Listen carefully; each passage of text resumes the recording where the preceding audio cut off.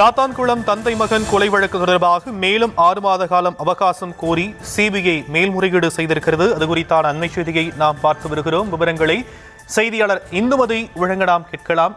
இந்துமதி, விவரங்கள். வணக்கம் ஷாம். சாத்தான்குளம் தந்தை ஜெயராஜ், அவரது மகன் பென்னிக் சாத்தான்குளத்தில் இவர்கள் செல்போன் கடை நடத்தி வந்தார்கள். அப்போது கொரோனா ஊரடங்கின் போது கட்டுப்பாட்டு நேரம் தாண்டி கடையை திறந்து வைத்திருந்ததாக இவர்கள் இருவரையும் போலீசார் விசாரணைக்காக காவல் நிலையம் அழைத்து சென்றுள்ளனர்.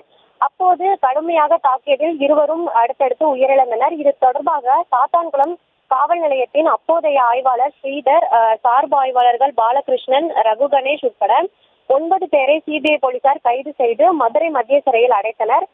இந்த வழக்கானது ஏற்கனவே கூறியது போல் மதுரை மாவட்டம் 1வது கூடுதல் நீதிமன்றத்தில் விசாரிக்கப்பட்டு வருகிறது. இந்த வழக்கு விசாரணையை விரைவில் முடிக்க கோரி ஜெயராஜின் மனைவி ஜெயராணி உயர்நீதிமன்ற மதுரை அமர்வில் மனு தாக்கலானது செய்திருந்தார். இதனை விசாரித்த உயர்நீதிமன்றம் சாத்தான்குளம் கொலை வழக்கு விசாரணையை 6 மாதத்தில் முடிக்க உத்தரவிட்டிருந்தது. இந்த நிலையில் விசாரணையை முடிக்க மேலும் 6 மாத காலம் அவகாசம் வழங்க மதுரை மாவட்ட நீதிமன்றம் சார்பில் உயர்நீதிமன்ற மதுரை அமர்வில் மனு தாக்கல் செய்யப்பட்டது.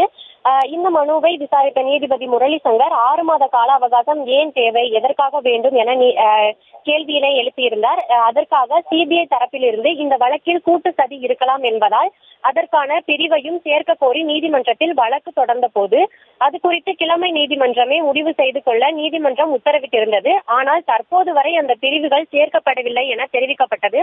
அதற்கு நீதிபதி அந்த பிரிவையும் சேர்த்து அதனை அனைத்து சாட்சிகளையும் மீண்டும் விசாரித்தால் ஏற்படும் விளைவுகளை அறிவீர்களா என கேள்வி எழுப்பி சிபிஐ தரப்பில் விளக்கம் அளிக்க உத்தரவிட்டு வழக்கை நாளை ஒத்திவைத்திருக்கிறார் ஷாம்.